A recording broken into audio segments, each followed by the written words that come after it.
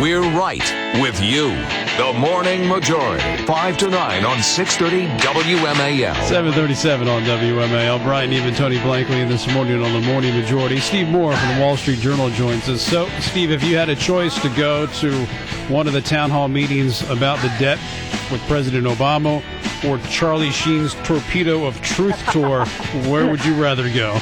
Boy, that's a tough one. Hey, great to be with you guys this morning. Good to talk to you, I don't know. That's a flip of a coin. So the president was out in your backyard in Annandale in Northern Virginia Community College yesterday.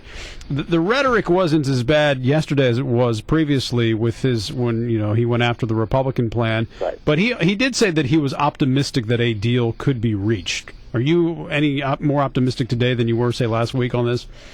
Well, I think what he means by that, right, Tony, is he's optimistic that he can get Republicans to sign on to a tax increase that would end the Republican majority. So, I hope that's not his basis for optimism. But right, I hope not either, because I think Republicans would be crazy. Republicans were not elected to take the majority in the House to raise taxes, but to cut spending. And here's the reason I'm not optimistic about a deal being cut, because the president's now been talking for the last couple months about the budget, but as far as I can see, I can't mention a name of a single program that the president has said he wants to cut. I mean, he came out with his original budget 2 months ago, which was a laughingstock. Even liberals laughed at it for being so unserious.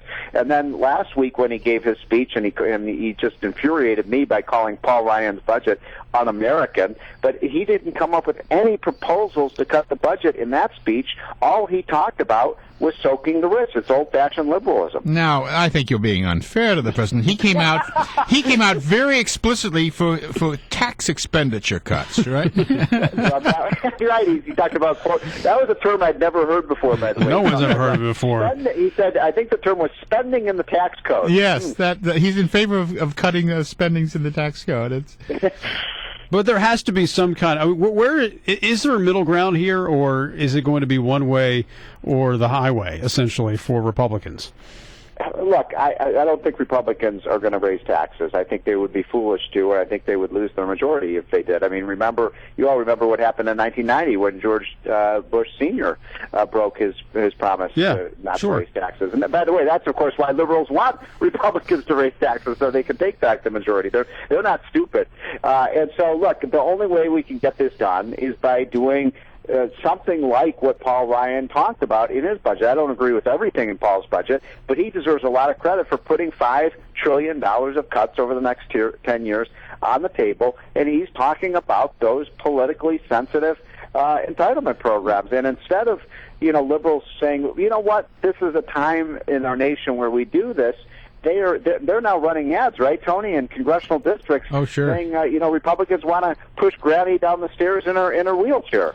Yeah, we'll see whether that old theory, which worked well against Republicans in the past, it seems implausible at this point, with the public so genuinely concerned with all the spending that the Democrats will be able to get away with it. But well, I hope you're right. And look, when you have S&P, earlier this week saying our credit rating is in danger. The other big story, by the way, this week to me, guys, is what happened yesterday with the gold price. I don't know if you noticed that. $1,500. We were talking about that. It's unbelievably high. Gold just hit $1,500. I mean, I remember the good old days when it was just 2 years ago, gold was at $1,000. That's, to me, a lead indicator that we do have inflation in this economy. And I don't know what it seems to me that Ben Bernanke has been asleep at the switch. Yeah, we were talking. I was saying I kind of decided not to, if I'd had any money, to buy gold at $1,100 or $1,200, thinking it was a sucker's buy, by this point, and it just keeps going up, which suggests that maybe there's more inflation yet to drive up in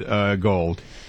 Well, I'm a big believer that the inflation, the best forward indicator where inflation is headed is by looking at the gold price. And by the way, if you get back about 4 or 5 years ago, gold was at about $800. So we've seen about doubling in the price of gold, which means that the dollar is depreciating in value. I just don't like those numbers. Now, Rand Paul, who is a Tea Party kind of guy, and he wants even more cutting than what Paul Ryan wants, and wants a balanced budget right away. He said where the shared sacrifice has to be for Republicans is military cuts, spending at the Pentagon. Do you agree with that? I do.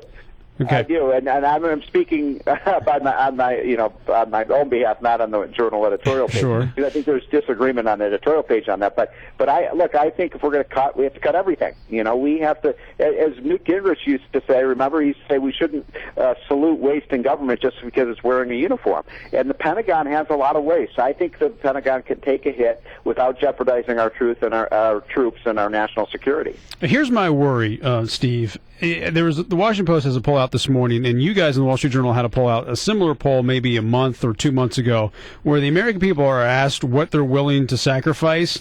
And the number of support when it comes to Medicare, today's poll in the Post, 21% support it, 30% support cutting Medicaid, 72%, however, supports raising taxes on people who make over $250,000 a year. That's why I'm not optimistic. Well, those are depressing numbers. Yeah, they really are.